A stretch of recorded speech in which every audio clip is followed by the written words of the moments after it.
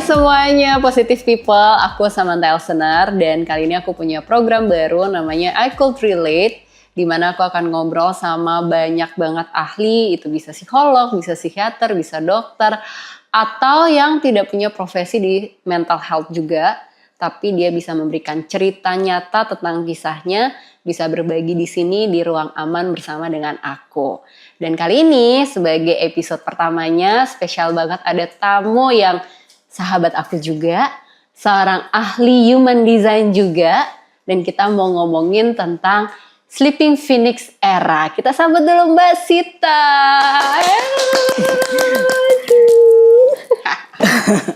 Apa kabar? Baik, Samantha. Thank you ya. Iya, baru ketemu. Iya. Jadi ini kan awal 2026 ya Mbak ya. Katanya banyak orang bilang, oh kita mau perang nih, kita mau perang dunia ketiga nih, apa nih segala macam.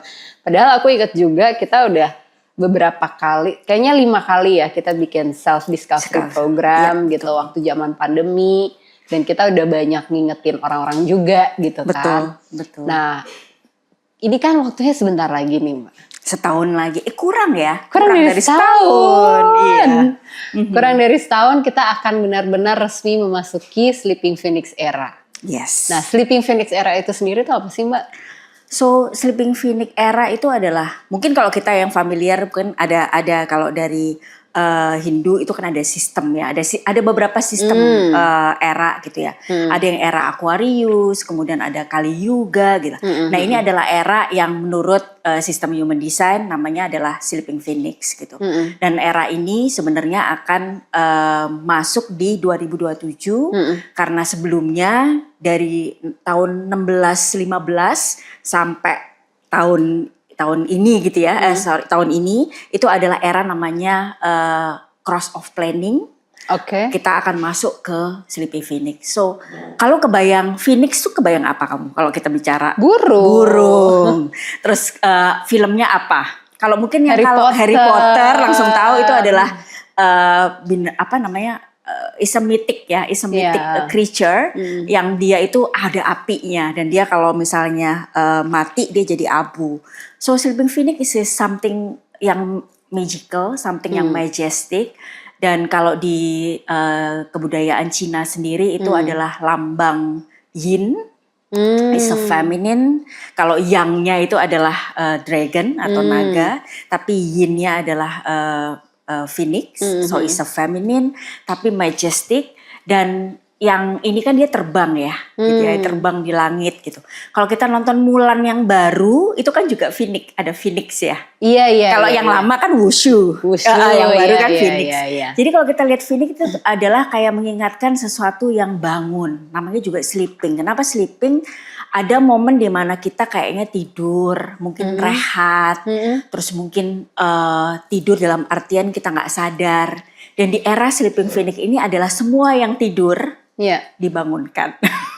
Oh, walaupun namanya Sleeping Phoenix era, tapi sebenarnya harafiah artinya justru dibangunkan. Yes, dibangunkan. Jadi ini adalah era tentang transformasi, era tentang awakening gitu ya, awakening, transformation, terus juga tentang spirit. Karena api, udara gitu ya. Karena kalau eranya cross of planning itu kan sangat earth. Capricorn, Pluto di Capricorn gitu ya. Kita akan masuk Pluto di Aquarius kan sebenarnya basically kan udah ya, kita kemarin sempat bolak-balik. So Aquarius is air, benar? Yeah. Sesuatu udara, sesuatu yang light gitu ya, sesuatu yang ringan gitu kan. Terus juga canggih, inovasi gitu. Ya kita akan masuk ke situ. Jadi bayangin aja kita berangkat dari era yang stabil, structure, masuk ke era yang light. Jadi transformasi bukan? Iya sih. Yang biasa pakai paperwork sekarang pakai AI aja gitu. Iya, betul. Betul. Okay. Dan kita akan sekarang kita juga udah melihat banyak ketergantungan ke digital, terus kemudian sesuatu yang sifatnya structure kayak government atau pemerintahan juga kita bisa lihat ada beberapa negara yang somehow juga jadi hangat, panas negaranya karena ini adalah juga era di mana sesuatu yang solid dan mungkin solidnya jadi lebih ke kontrol, akan mengalami transit gitu ya, atau mengalami transformasi ke sesuatu yang lebih kolaboratif, yang lebih understanding.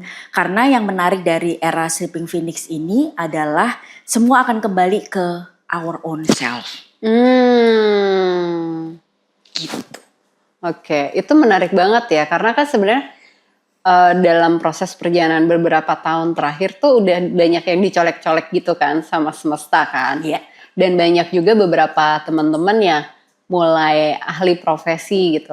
Ahli profesi dari yang mungkin hidup di corporate, mereka belajar pelan-pelan tentang spiritual atau tentang psikologi. Banyak banget juga yang udah umurnya 40-an, tiba-tiba tertarik kuliah lagi psikologi gitu, yang kayak panggilan hati atau gimana gitu kan.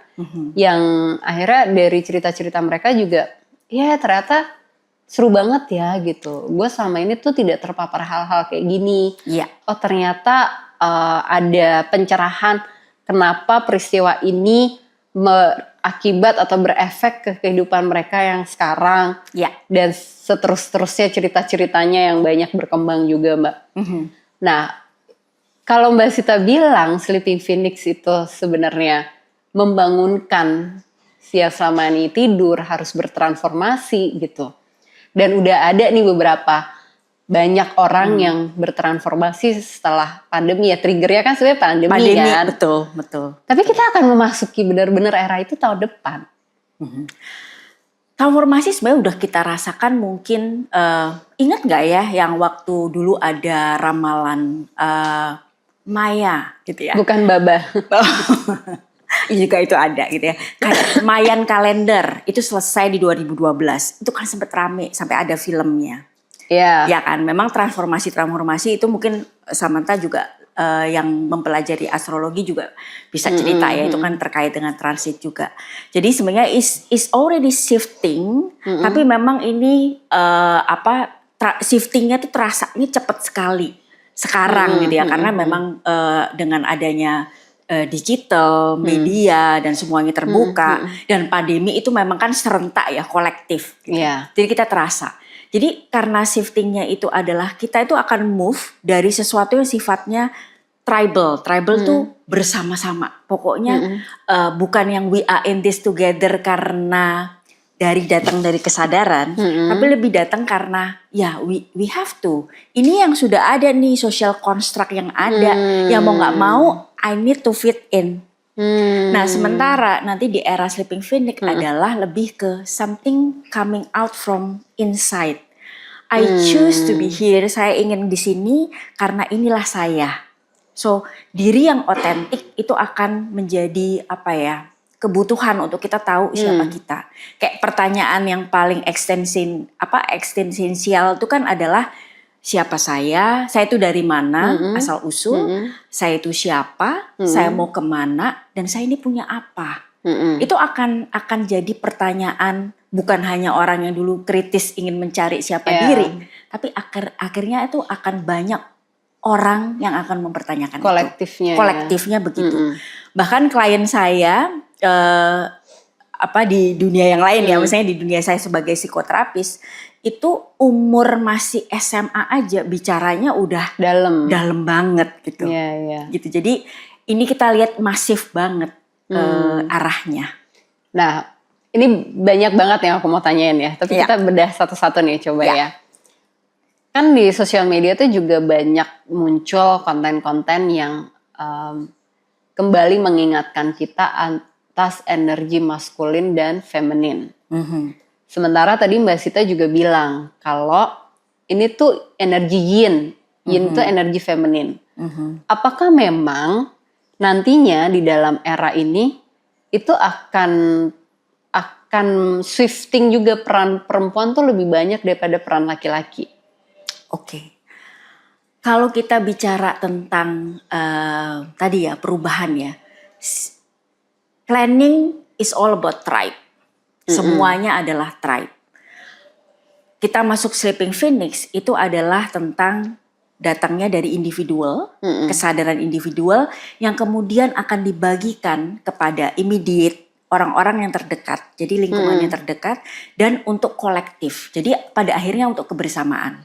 Dan kalau saya lihat ini adalah tentang rebalancing kembali, karena peran perempuan itu akan bukan kemudian jadinya akan ekstrim to ekstrim, tapi lebih kepada kita akan sebenarnya sejatinya as a perempuan, saya memilih gitu ya, misalnya kayak let's say seorang perempuan memilih untuk menjadi ibu rumah tangga atau memilih bukan karena oh ini saya terpaksa, saya nggak punya pilihan lain, tapi memang itu benar-benar datangnya ini adalah bagian dari pilihan saya.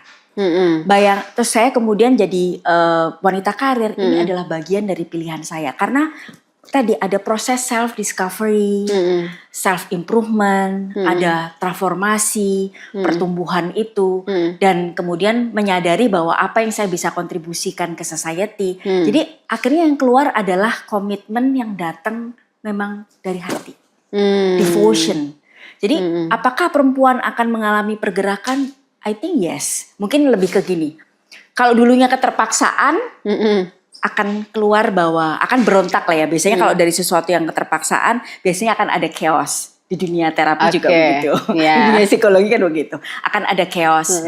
Terus kemudian akan menemukan keseimbangannya. Dan begitu pula, feminin ini bukan hanya tentang di perempuan loh. Sebenarnya kan sisi kebetulan saya sedang masih belajar tentang traditional Chinese medicine. Di konsep yin yang itu kan juga ada tentang energi ini gitu ya, light and dark gitu, feminine dan maskulin, siang malam gitu. Jadi ini tentang balik lagi ke Tao atau keseimbangan. Jadi untuk ke kaum pria misalnya, ke bapak-bapak gitu, ini adalah untuk kembali mengenali bahwa bapak-bapak tuh boleh loh mengenali emosi gitu. Bapak-bapak tuh boleh loh untuk turut andil ikut serta dalam pengasuhan anak gitu, nggak hanya sebagai nyari duit doang gitu, yang kita katanya negara fatherless yang cukup tinggi skornya ya, katanya ya gitu. Jadi so akhirnya kolaborasi antara laki dan perempuan itu bisa terjadi. Saya melihatnya itu. Dan ini tentunya akan butuh staging, butuh waktu ya.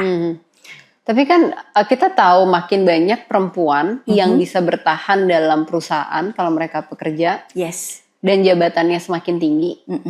Komposisi laki-laki yang menjabat jabatan strategis semakin berkurang.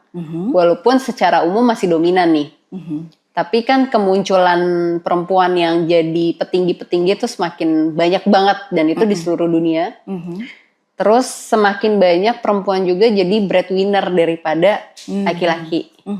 Gitu, yang mungkin kena PHK, mungkin bisnisnya bangkrut, mereka nggak bisa bangkit atau gimana lah dengan problematiknya sendiri gitu ya. Itu juga menjadikan satu fenomena kepada generasi yang belum menikah, jadi nggak mau nikah. Karena mereka masih ada di idealism bahwa laki-laki itu harus jadi provider. Itu kan ada dalam struktur value berbagai macam budaya ya sebenarnya. Yes. Kecuali yang budaya matriarki mungkin ya. Nah itu kan akan clash gitu Mbak.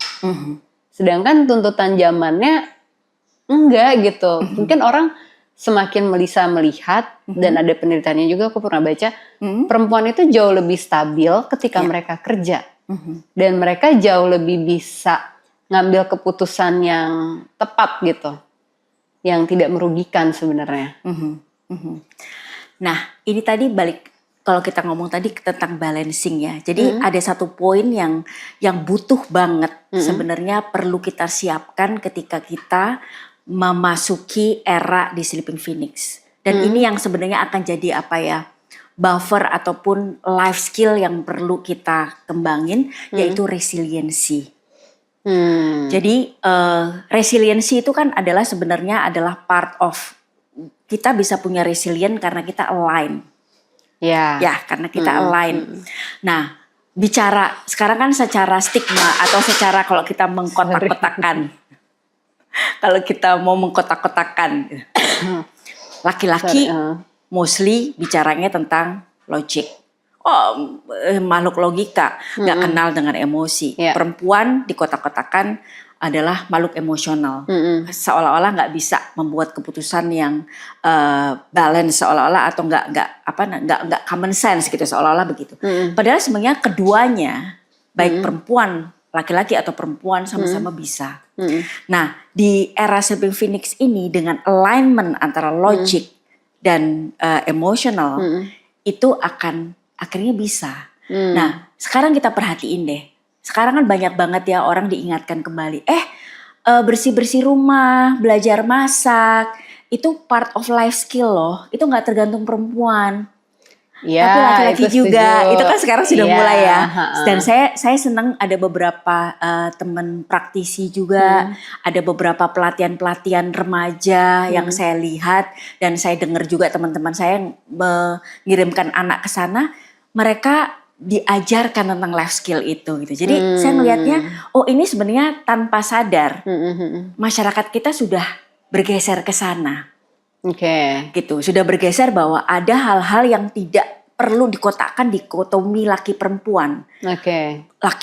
Semuanya perlu punya itu sebagai life skill. Betul, netral. Terus kemudian ada beberapa gerakan-gerakan juga tentang yang saya lihat laki-laki kemudian butuh bantuan.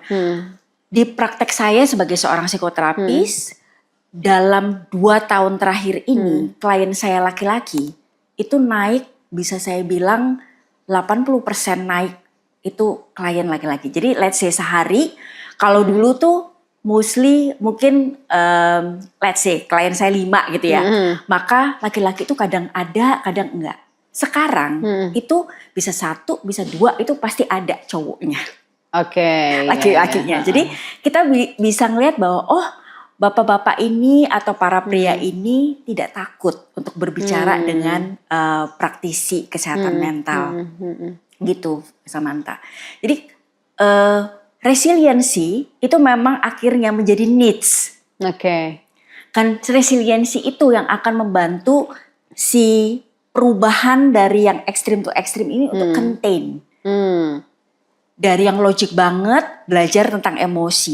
Kenapa mungkin para pria ketika mengalami downhill atau setback di dalam karirnya untuk kemudian naik bounce back itu agak butuh bantuan gitu ya, atau mungkin lama sekali meminta bantuan mungkin karena itu aspek emosional setback gitu ya, atau emotional turbulence gitu ya, dimana nggak familiar mungkin. Nah kalau perempuan kan namanya kita sangat bebas dari kecil, mau nangis, mau ketawa, bebas banget. Jadi mungkin itu hal yang kita lebih tangguh mungkin di area itu gitu.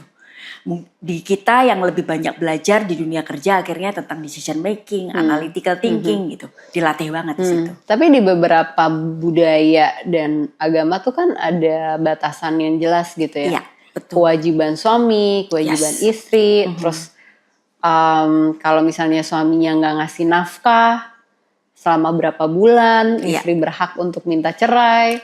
Apakah ini juga akan jadi semakin banyak gitu, atau justru sebenarnya Enggak harus sampai cerai sih kalau masalahnya itu. Mendingan didiskusiin lagi, kita bikin yin and yang-nya sesuai kondisi rumah masing-masing deh gitu.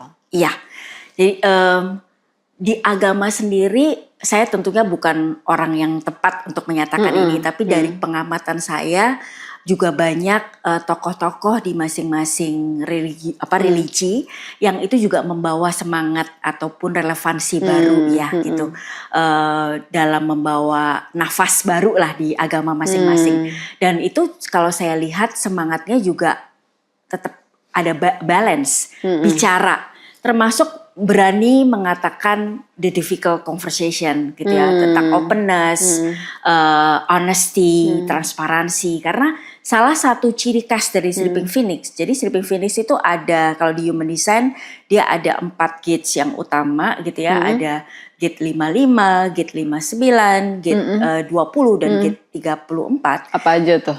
Kalau gate 55 itu adalah tentang abundance. Oke. Coba deh, saya nggak punya TikTok sih, tapi setiap klien saya yang Gen Z itu kalau datang ngomongnya abundance, manifesting gitu kan ya. Oke. Padahal itu let's say 20 tahun yang lalu, 15 tahun yang lalu orang ngomong abundance apa sih gitu. Tapi abundance is something yang orang familiar sekali sekarang. Iya. Manifesting juga gitu. So gate 55 tuh gate of spirit. Jadi ketika kita bersyukur, ketika kita tulus, kita akan lebih mudah untuk melihat kebaikan dan somehow tuh akan diberikan berlipat ganda abundance gitu ya. Dan abundance itu kan nggak hanya cuman materi, keberlimpahan nggak cuman materi, tapi juga kemudahan dan lain sebagainya. So saya melihat bahwa abundance itu keberlimpahan dari sisi spirit atau emotional depth. Dan orang tuh akan mengenal banget, so is yin, feminin, karena orang tuh akan memperhatikan aspek emosional. Oke. Gitu. Dan emosional termasuk dalam perjalanan spiritual tuh is all about emotional juga. Iya, sekarang sih kalau yang anak-anak masih SD gitu ya, mungkin dari orang tuanya juga udah lebih ngajarin untuk ekspresif. Jadi banyak tuh yang cowok-cowok udah mulai nangis, tuh udah banyak gitu. Iya. Tapi kan ada juga dari ya budaya yang masih gak boleh gitu, atau gak usah budaya, dia orang tuanya deh gitu yang belum terbukakan gitu, belum dapat proses transformasinya, masih tetap berprinsip dengan pola-pola lama gitu. Dampaknya nanti akan kayak gimana ke anaknya di era yang mereka akan semakin besar kan? Iya. Nah perubahan ini kan karena perubahan juga masif dan kita juga nggak bisa menghalangi informasi. Zaman sekarang menghalangi informasi kan susah sekali ya. Jadi ini akhirnya memang akan tetap ada kayak island gitu ya, orang-orang yang akan tetap konservatif sekali gitu ya. Dan itu kan tidak bisa dihindari juga dalam sebuah perubahan, tetap akan ada seperti itu. Ya tinggal gimana beradaptasi sih. Adaptasi akan penting banget dan resiliensi tadi akan dibutuhkan. I see. Itu. Terus tadi kalau bicara tadi 55 ya gitu, karena 55 itu di solar plexus tuh kalau di human design. Solar plexus itu tentang emotional awareness. Sampai seberapa kita aware dengan kebutuhan emosional kita, bagaimana kita tetap mindful di tengah turbulen emosi naik turun gitu. Terus kemudian yang kedua itu adalah gate 59. Gate 59 tuh gate intimacy. Jadi ini tuh adalah kalau yang di aslinya tentang aku pengen deket dong gitu. Jadi bukan hanya tentang secara seksual, tapi ini secara sebenarnya tentang intimate, tentang closeness yang apa adanya, karena ada honesty di situ, ada kejujuran di situ gitu ya. Shadownya atau sebenarnya tetap ada shadow ya, tetap ada sesuatu yang distorsi, itu distorsi dari gate 59 itu adalah dishonesty gitu ya. Itu ada gitu. Makanya sekarang kalau kita lihat teman-teman Gen Z gitu ya, itu mereka memang mempertanyakan tentang pernikahan. Itu lebih ke mereka pengen esensinya apa sih menikah? Iya, karena itu tadi gitu. Sebenarnya saya pengen menikah bukan karena apa kata society atau kata orang lain, tapi karena saya memilih untuk melakukan itu. Dan saya seneng banget gitu ya, teman-teman Gen Z itu sebelum mereka akhirnya menikah tuh mereka mau tuh ke psikoterapis, ke psikolog, itu benar-benar preparation, premarital check up, ke konselor pernikahan. Saya bilang, wah ini andai gitu ya, andai saya dulu melakukan itu, is really good sebenarnya. Terus yang ketiga itu adalah gate 20. Gate 20 itu sejak adanya internet borderless, nggak ada batasan gitu ya. Iya benar. Itu gate 20 itu adalah tentang, karena dia ada di truth, itu adalah tentang ekspresi. Jadi dan manifestasi. Saya mau sekarang gitu. Sekarang kan semuanya gitu. Sama kayak ini ada satu konten gitu kan, kayak aku lupa deh ini dari mana gitu, tapi dia ngasih tips kalau kamu mau nikah itu jangan bermanifestasi lagi. Aku mau nikah nih sama pasanganku atau gimana, karena sekarang tuh banyak banget plot twist ya. Jadi jadwalin aja, kan kamu udah siap nikah, kamu siapnya kapan? Jadi I'm schedule my marriage atau I'm scheduled to be marriage kapan? gitu. Misalnya pernikahanku sudah terjadwal nih gitu, tanggal berapa, bulan berapa, tahun berapa gitu. Jadi nanti kita akan lebih menarik energi orang yang siap. Walaupun saat ini kita punya pacar gitu ya, itu kita bisa jadiin ini juga sebagai alat tes ke dia. Misalnya kita nanya, gue udah jadwalin nih pernikahan gue tanggal 20 September gitu. Lihat aja respon reaksinya dia gimana. Kalau respon reaksinya dia terbuka atau dia merasa excited juga, dia akan bilang, gue gak bisa nih, gue lagi rapat tanggal itu. Gimana kalau tanggal ini? Jadi akan alignmentnya nyata gitu kan. Tapi kalau misalkan dia bilang, gak bisa nih, gitu, dan banyak ngeles dan lain sebagainya, ya udah mungkin bukan dia. And then di tengah jalan gitu, kita ketemu orang lain, kita langsung nanyanya itu gitu kan. Dan Pasti jalannya sama orang lain gitu. Karena kayak banyak yang bilang juga bukan waktunya kita lagi untuk punya batas toleransi atau kompromi itu yang besar gitu. Karena kayak iya enggak. Don't waste my time lah gitu ibaratnya.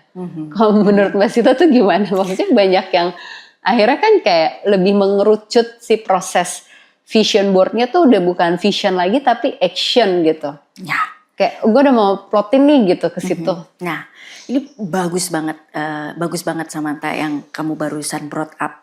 Karena memang tidak bisa dihindari kenapa resilient. Kemudian nanti saya juga akan ngomong beberapa hal lagi. Itu menjadi sangat penting. G20 ini kan karena ada di Truth memang akan sangat godaan terbesarnya adalah taking action. Taking action and then gak pakai mikir. Maka dari itu shadow dari G20 itu adalah superficial. Gitu. Jadi makanya yang perlu kemudian dikembangkan itu adalah being mindful, being present dengan tahu nggak? Do you have any clarity? Punya nggak clarity atau kejelasan tentang pernikahan misalnya? Tahu nggak tipe yang dibutuhkan sebenarnya ini tentang butuh atau mau atau ingin gitu ya. Jadi benar-benar kita akan get down. Tadi benar dikerucutkan. Kita benar-benar akan sampai apa titik yang paling esensial apa sih gitu. Makanya mindfulness, kegiatan yang sifatnya mindfulness, present kehadiran juga, terus meditation itu tuh akan makin menjadi hal yang vital untuk kehidupan sehari-hari gitu ya. Karena ya sekarang hidup kita kan juga serba hustle cepet gitu ya. Bayangin kalau kita ini tidak mindful, kemana-mana deh gitu. Jadi yes, saya akan lihat orang akan toleransi, mungkin toleransinya itu akan lebih ke saya akan tolerate sesuatu yang memang align dengan visi, dengan purpose of life saya gitu. Dan tentunya perjalanan untuk nemu purpose of life kita butuh ada tadi groundingnya, apa tahu kenapanya, terus kemudian ada latihan resiliennya, mampu mengkontain, mampu untuk mengalami dinamika dalam relationship dan termasuk dinamika emosi di dalam diri. Kalau enggak, kita akan larinya adalah avoiding, lari ngambil decision yang superficial. Oke. Iya. Itu gate 20. Gate 20. Yang gate 24? Gate 34. 34. Nah, gate 34 ini di sakral. Sakral tuh di bawahnya solar plexus ya. Betul, dia di bawah pusar gitu ya, di situ gitu ya. It's all about, itu kan adalah tentang ini ya. Itu termasuk motor energi, gede banget energinya di situ, sangat passionate dan sangat having the appetite of life, jadi sangat senang dengan hidup gitu ya, jadi sangat lively gitu ya energinya. Makanya kalau ini adalah keywordnya adalah tentang personal power. Kekuatan datang dari dalam diri ketika kita tahu apa yang kita sungguh passionate about. spark gitu ya. Ya. Nah gitu. Jadi kalau kita benar-benar spark dengan something dan itu akan ignite, akan membuat kita tuh punya daya tahan untuk pursue something. Ya. Jadi ya ini yang bikin orang akhirnya nanti cari tadi self discovery, self improvement, melakukan itu sebenarnya apa sih yang aku banget gitu. Dan memang sekarang ini jadinya di corporate orang jadi ngomongin follow my passion gitu-gitu kan. Itu sudah dari beberapa puluh tahun yang lalu kan ya sebenarnya. Iya. Ya. Walaupun ada passion P kecil P besar kan. Iya betul, betul. Tapi kan ini bagian dari pencarian juga gitu ya. Pain-nya itu akan jadi jadi wisdom-nya juga gitu. Nah tapi pada akhirnya akan ngerti sebenarnya who I am. Dan FOMO memang akan jadi layer atas. Orang akan, oh ya jadi apalagi masih role model. Orang akan FOMO. Tapi lama-lama kalau semakin self discovery makin dalam akan makin ngerti. Sebenarnya mana yang benar-benar energize diri saya, mana yang memang spark diri saya. Gitu. Nah, shadow dari gate 34 ini adalah memaksakan, forcing. Jadi kayak bully gitu ya. Harus gitu. Haus kan. Harus gitu. Jadi kalau secara keseluruhan ini saya melihatnya adalah ini adalah era di mana is transformasional, sangat dinamis, sangat spirit gitu ya. Spirit dalam artian spiritual, ibaratnya melihat dunia atau melihat hidup tuh dengan kacamata spiritual, the whole, nggak hanya bagian per bagian. Beberapa tahun terakhir aja orang juga lebih care pada lingkungan juga gitu. Jadi kita melihat hidup tuh nggak hanya kita, tapi manusia, alam, Tuhan tuh jadi satu. Gitu. Nah ini menarik nih di gate ini, karena kaitannya kan dengan spiritual juga kan, interconnection kan. Iya. Kita saling terkoneksi satu sama lain semuanya yang ada di bumi ini. Dan kita tahu banyak banget juga orang yang berbondong-bondong kayak ada dalam proses spiritual journey atau spiritual awakeningnya mereka. Tapi dalam prosesnya juga banyak yang akhirnya ngalamin spiritual bypass. Apa sih bekalnya kita supaya pas benar-benar masuk eranya Sleeping Phoenix ini kita bisa membedakan, kita bisa filtering, dan kalau memang kita mau memproses si spiritual journey kita tuh di ranah yang tepat, kita nggak terlalu kesusu, tapi juga kita nggak terlalu naif, atau juga akhirnya kan jadi kayak orang yang paling tahu duluan gitu, atau paling pinter gitu kan, yang bikin kita bisa lebih membumi lagi gitu. Karena kan nantinya akan ada FOMO hal-hal seperti itu juga kan Mbak. Iya. Jadi yang paling penting itu adalah terkoneksi dengan diri sendiri jadinya gitu. Karena sadar atau tidak sadar kita tuh punya kompas loh di dalam diri kita gitu ya. Kita punya kompas. Dan memang untuk membaca kompas atau ikro tentang diri kita aja itu juga butuh latihan. Kita butuh latihan karena ada tingkatan tentang thinking kan ya, sampai akhirnya kita bisa critical thinking, bisa reflective thinking gitu. Itu kita butuh tahu itu. Dan tidak ada yang shortcut.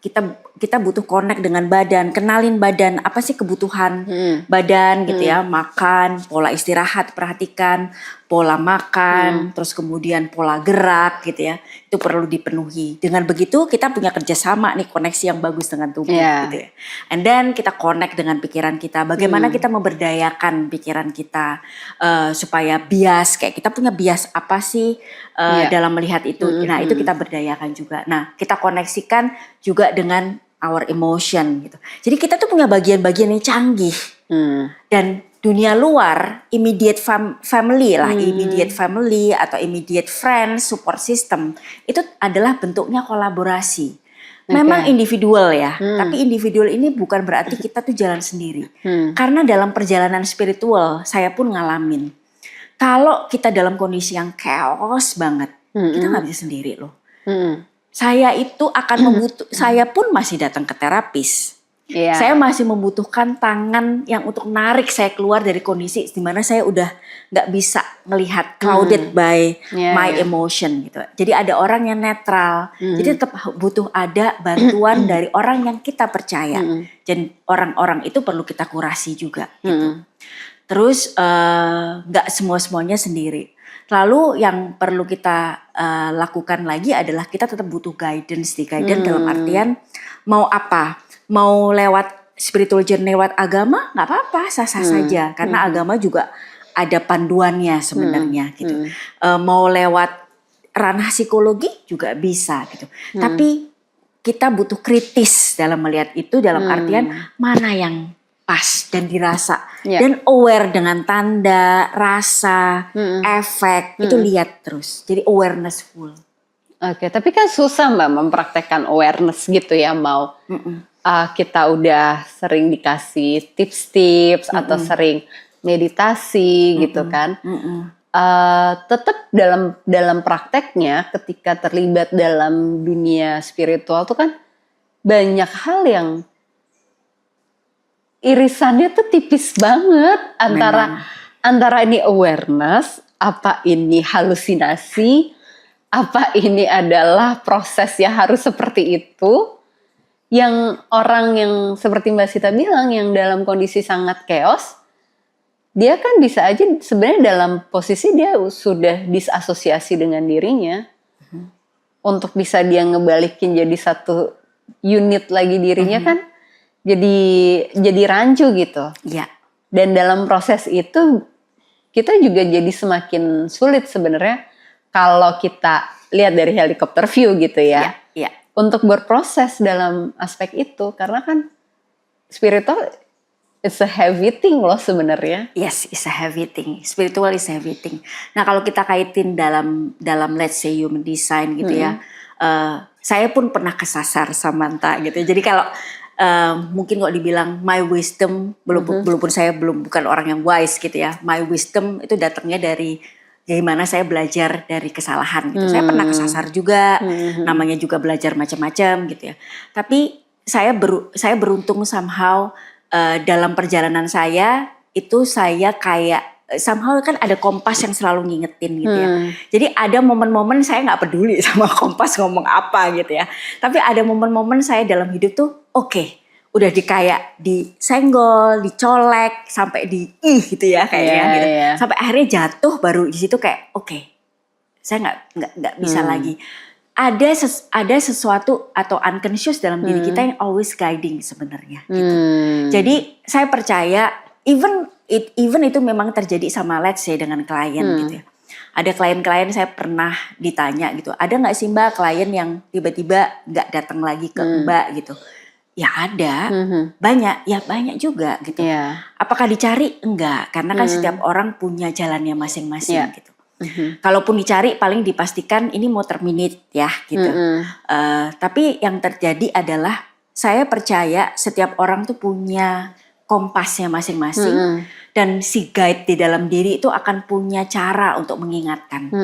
Entah lewat intuisi, entah lewat orang-orang terdekatnya. Dan kalau di dalam human design kita tuh punya istilahnya living DNA, living blueprint di dalam diri kita yang akan ngingetin.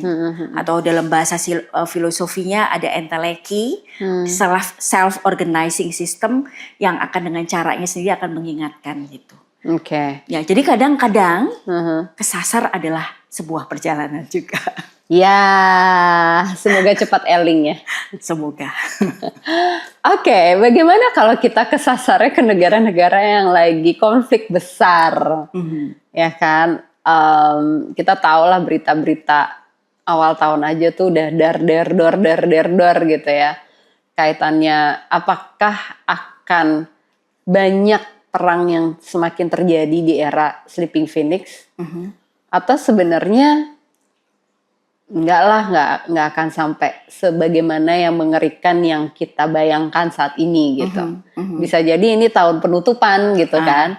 Di era Sleeping Phoenix enggak, dunia udah jauh lebih damai, lebih berkolaborasi gitu. Atau gimana Mbak? Nah, Kisi-kisi. Kisi-kisi. Sayangnya saya tuh bukan pengamat banget politik, jadi nggak begitu ini ya. Walaupun saya ngikutin juga ya gitu. Karena untuk kepentingan dampingin klien kadang-kadang saya butuh tahu konteks di luar gitu. Tapi saya tuh adalah tipikal orang yang sangat faithful to God gitu ya. Somehow tuh orangnya tuh selalu melihat sesuatu tuh in the positif tuh pasti ada jalan gitu. Itu banget kadang-kadang terlalu positif mungkin ya. Tapi saya percaya justru mungkin nanti lewat podcastnya Samantha ini gitu ya, I Could Relate ini, kita bisa ngajak teman-teman yang nonton untuk bisa yuk we do something about it. Karena saya percaya energi kolektif tadi, energi kolektif itu dibentuk dari energi individual. Jadi kalau kita makin banyak yang awake, tidak hidup seperti automatic pilot zombie yang pokoknya cuma bangun, kerja, makan, that's it gitu aja. Tapi juga punya purpose dalam kehidupan sehari-hari. We can do something, kita bisa melakukan sesuatu kok gitu. Jadi kalau apakah akan ada perang, mungkin banyak tokoh yang bisa lebih memprediksi dibanding saya. Tapi apakah akan ada chaos dalam kehidupan personal, itu mungkin akan iya. Di human design-nya kayak di human gitu. design-nya iya, karena namanya masa transit dari tanah planning ke Phoenix yang sifatnya air, itu iya.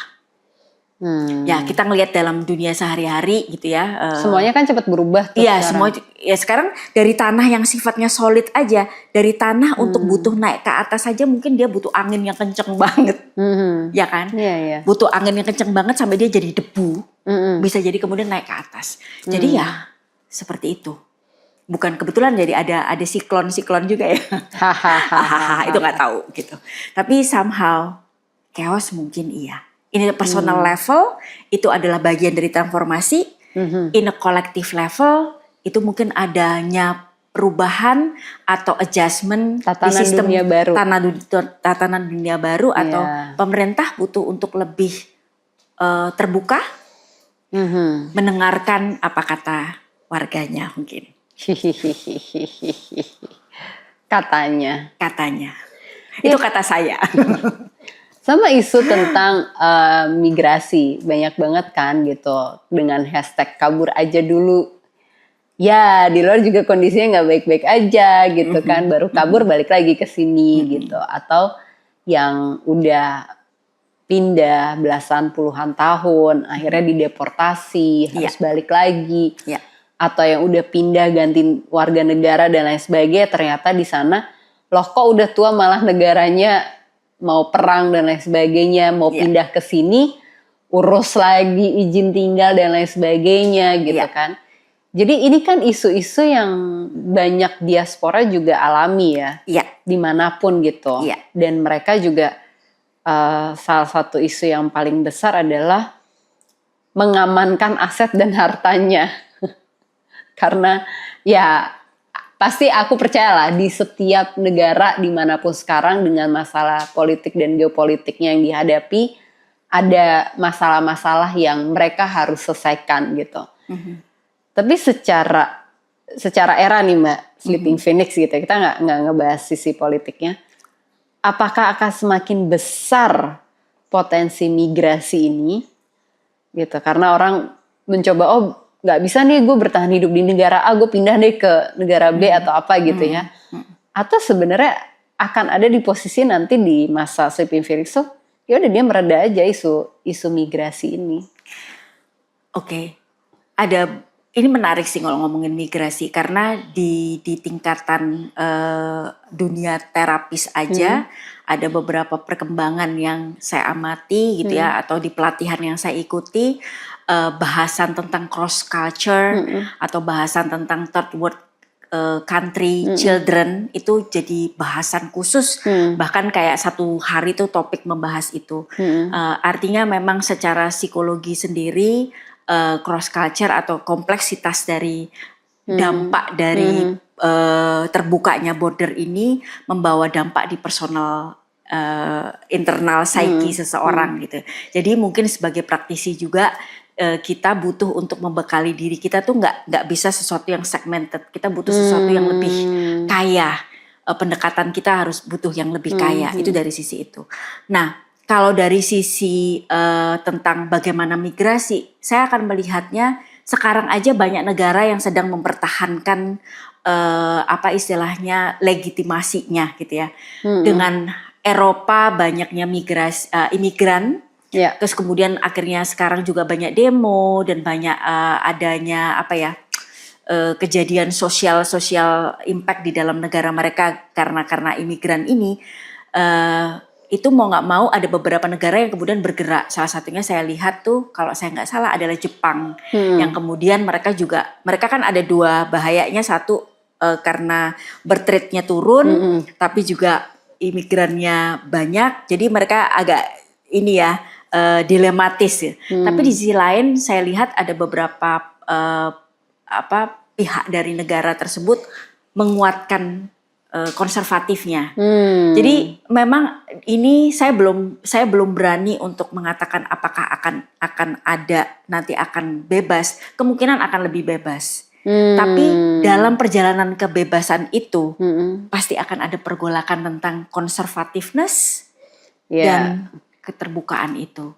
Dan artinya once again resiliency itu sangat dibutuhkan. Berarti life skill, ngomongin tentang aset keuangan, ngomongin tentang bagaimana kita hidup, itu jadinya kita perlu memikirkan itu sih. Karena kalau di era Aquarius kan pengennya semua orang semakin setara ya. Iya. Selalu dapetin apa haknya dia, selalu dapetin kesempatan yang sama dimanapun, itu akan semakin dituntut dari masyarakat kan. Iya, dan itu sebenarnya saya kalau yang dari sisi itu kesempatan yang sama, saya udah melihat pergerakan ke arah situ. Jadi ada kayak community kecil yang mereka memiliki visi yang sama, mereka membangun itu. Bahkan kayak misalnya mereka bercocok tanam sendiri, terus mereka kemudian mulai tidak provide listrik sendiri, itu sangat mungkin sih. Iya, provide listrik sendiri itu udah banyak tuh di beberapa perumahan baru. Betul. Jualannya solar panel. That's it. Yes, betul. Udah ada solar panelnya, tinggal datang bawa koper. Iya, kayak kalau yang nonton Dracin yang baru, yang kemarin barusan Aku adalah CEO.